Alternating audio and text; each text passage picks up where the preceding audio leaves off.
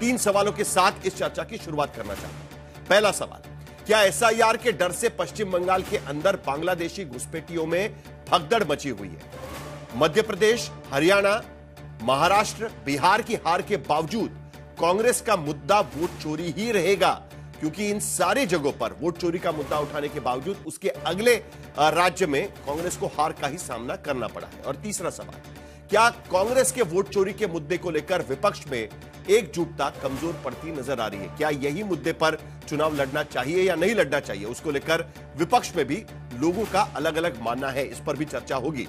लेकिन शुरुआत गुरु प्रकाश पासवान आपसे करना चाहेंगे, क्योंकि बांग्लादेश बंगाल के बॉर्डर्स पे हम साफ यहां पर देख रहे हैं। बशीराट इलाके में हमने देखा, स्वरूप नगर में देखा, हसनाबाद में देखा, हिमना नगर में देखा और बदुरिया में भी तमाम जगहों पर जहां जहां पर बीएसएफ की मुस्तैदी बढ़ गई है, वहां पर हम नजर आ रहे हैं कि बांग्लादेशी लोग एक बार फिर बांग्लादेश लौटने की कोशिश कर रहे हैं।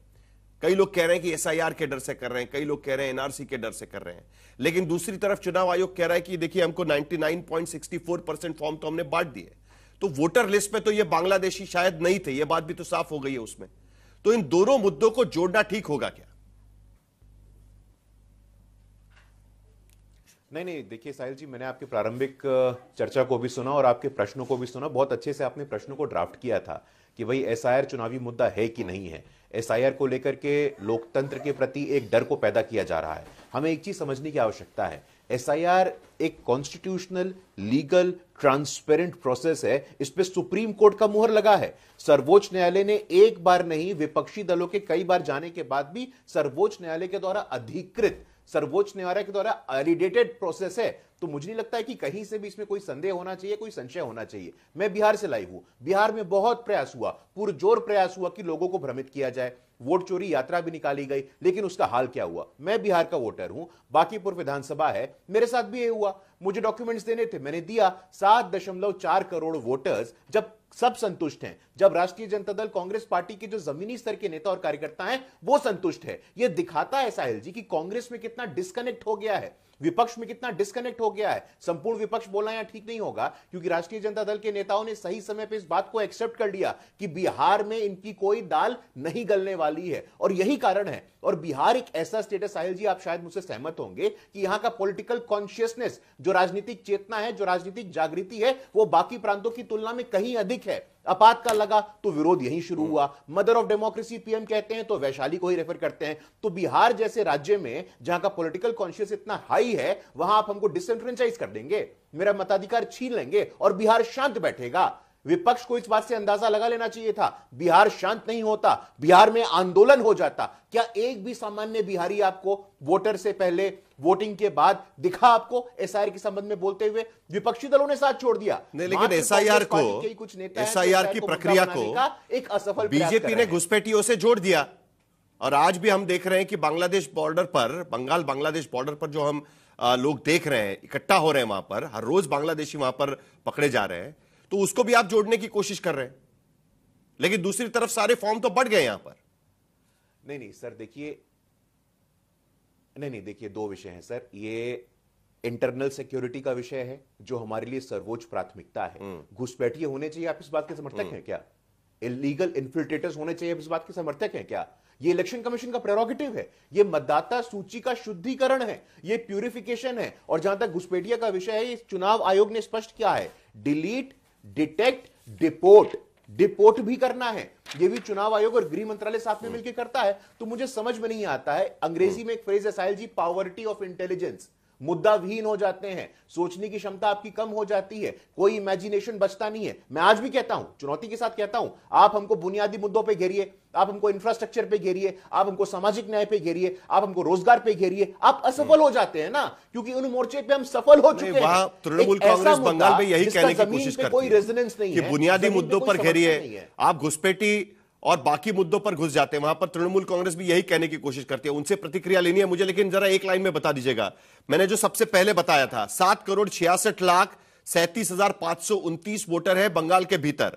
आज की तारीख में, आज जो आंकड़े अभी मेरे पास आए हुए हैं, चुनाव आयोग का दावा है कि 7,63,63,675 इन्यूमरेशन फॉर्म उन्होंने बांट दिए, यानी 99.64% फॉर्म उन्होंने बांट दिए हैं। तो आपका तो मुद्दा यही रहा है कि जो वोटर लिस्ट में है घुसपैठिए घुसे हुए हैं, तो क्या घुसपैठियों को भी ये फॉर्म दिए गए हैं क्या? जरा वो जल्दी से बता दीजिए, उसके बाद स्वयं प्रकाश पुरोहित आपका जवाब चाहूंगा मैं इसको लेकर। नहीं साहिल जी, फॉर्म तो कोई भी ले सकता है ना। फॉर्म भर के फॉर्म का वैलिडेशन होता है, डॉक्यूमेंट्स की चेकिंग होती है, वेरिफिकेशन होता है। फॉर्म तो कोई भी व्यक्ति ले सकता है, लेकिन असल प्रक्रिया जो है वो फॉर्म सबमिशन के बाद शुरू होती है। बिहार में भी हमने देखा कि चुनाव से 2 महीने पहले 99% फॉर्म बांटे गए थे। चुनाव से 1 महीने पहले सभी फॉर्मों को भर लिया गया। क्लेम्स, ऑब्जेक्शन सबका समय दिया गया था। ना ही कोई क्लेम आया, ना कोई ऑब्जेक्शन आया। इस बात की तो आप साक्षी है ना। विरोध होता, अपील होता, चलिए कोई घुसपैठिया नहीं निकला, स्वयं प्रकाश पुरोहित आप बताइए हमको। चलिए स्वयं प्रकाश पुरोहित जल्दी से बताइए, ये तस्वीरें क्या कहती है, जो तस्वीरें बार बार अलग अलग इलाकों से हमको नजर आ रही है, और लगातार हम देख रहे हैं कि 31 अक्टूबर से बंगाल के अखबारों में, टेलीग्राफ, स्टेट्समैन, सब जगह पर यह खबरें आ रही है कि 31 अक्टूबर से लगातार बंगाल बांग्लादेश बॉर्डर पे इसी तरीके की तस्वीरें दिखाई देती है। इसको लेकर आपकी क्या भूमिका है, जरा तृणमूल कांग्रेस की भूमिका बता दीजिएगा, और उसके बाद ये एसआईआर से जोड़ा जाना चाहिए या नहीं जोड़ा जाना चाहिए?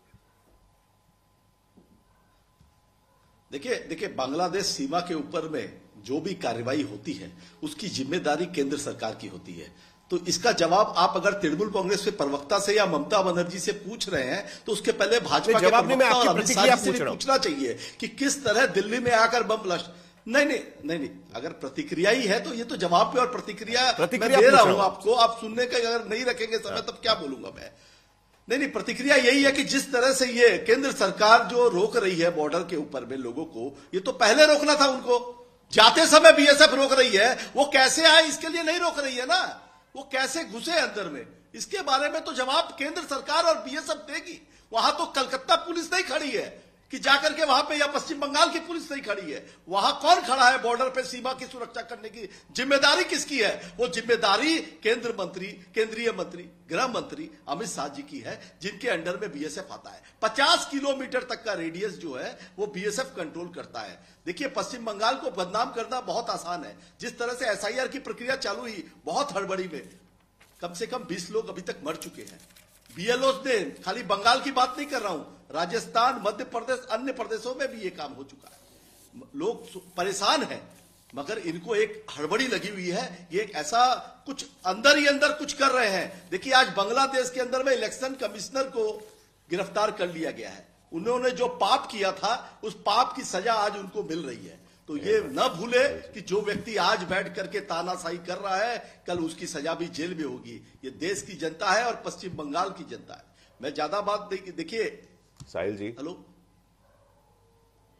जी बोलिए, आपकी आवाज आ रही है हमें, सुन चालू है ना। चलिए उनका शायद कनेक्शन टूट गया, दोबारा उनसे कनेक्ट करेंगे। गुरुप्रकाश जी जल्दी से आपकी प्रतिक्रिया इस पर। एक मिनट, उनकी बात खत्म करना। एक मिनट, बात खत्म करना। ये भारत और बांग्लादेश की एक मिनट गुरुप्रकाश जी, 1 मिनट जी, मेरी बात खत्म करवा देते ना। हाँ, आपकी बात खत्म करिए स्वयं प्रकाश जी, चलिए। देखिए मेरी बात खत्म करवा दीजिए साहिल जी, मेरी बात खत्म करवाइए। देखिए आसाम, 5 राज्यों में चुनाव है। आसाम में चुनाव है, बंगाल में चुनाव है, तमिलनाडु में, केरला में, पौंडीचेरी में। एसआईआर की प्रक्रिया आसाम में क्यों नहीं हो रही है? पश्चिम बंगाल का, बांग्लादेश का बॉर्डर त्रिपुरा से भी लगता है, और वहां पे भी लाखों की, हजारों की तादाद में बांग्लादेशी घुसपैठिए पकड़े जाते हैं। मगर बदनाम बंगाल को करना है, पश्चिम बंगाल को करना है, क्योंकि यहां पे बंगालिया, इनके नेता गिरिराज सिंह बोलते हैं कि बांग्लादेशियों की सरकार है पश्चिम बंगाल में।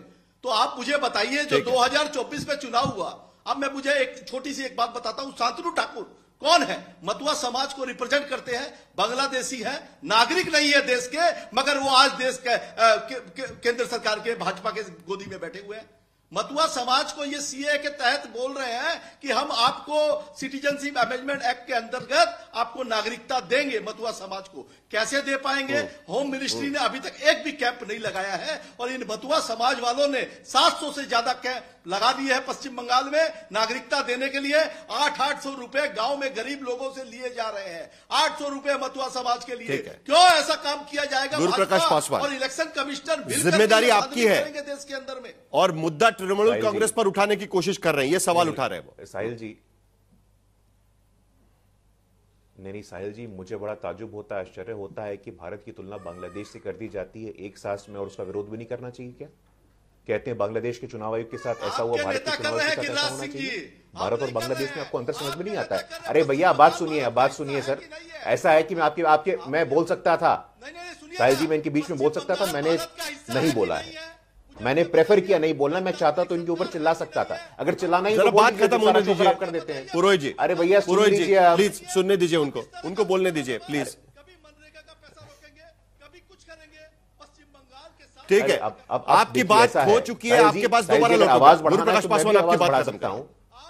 नहीं, बोलिए। अरे व्याकुल क्यों हो रहे हैं भैया? व्याकुल क्यों हो रहे हैं? ये व्याकुलता है आपकी, यही व्याकुलता है आपकी। भारत और बांग्लादेश की तुलना करते हो आप, भारत और बांग्लादेश की तुलना करते हो आप। भारत का लोकतंत्र और बांग्लादेश का लोकतंत्र एक जैसा है क्या? क्या मूर्खतापूर्ण बात करते हो आप? और बात फोर्सेस की कर रहे हो, बात मटुआ समाज की कर रहे हो। वहां पे पश्चिम बंगाल में आप बात करते हो कि भाई इतने लोग आ गए, संदेश खली में आपके पार्टी के गुंडों के द्वारा हिंसा किया गया। मटुआ समाज की बात करते हो आप। पश्चिम बंगाल की दलित महिलाओं का रेप किया आपके नेता ने, तब शांत क्यों थे आप? मटुआ समाज की बात करते हो आप, सीआई की बात करते हो आप, एनआरसी की बात करते हो। कोई नैतिक अधिकार नहीं है, कोई हक नहीं है आपको बात करने का, कोई हक नहीं है आपको बात करने का। शाहजहां कौन था? संदेश खली में टीएमसी का गुंडा, टीएमसी का ऑफिस बेरर, टीएमसी का काउंसलर, टीएमसी का विधायक। आपका पता है हम लोगों को। खेला होबे के नाम पे जो तांडव चला था हिंसा का पश्चिम बंगाल की सड़कों पे, हमें याद है। अब भारत और बांग्लादेश की तुलना करते हो आप।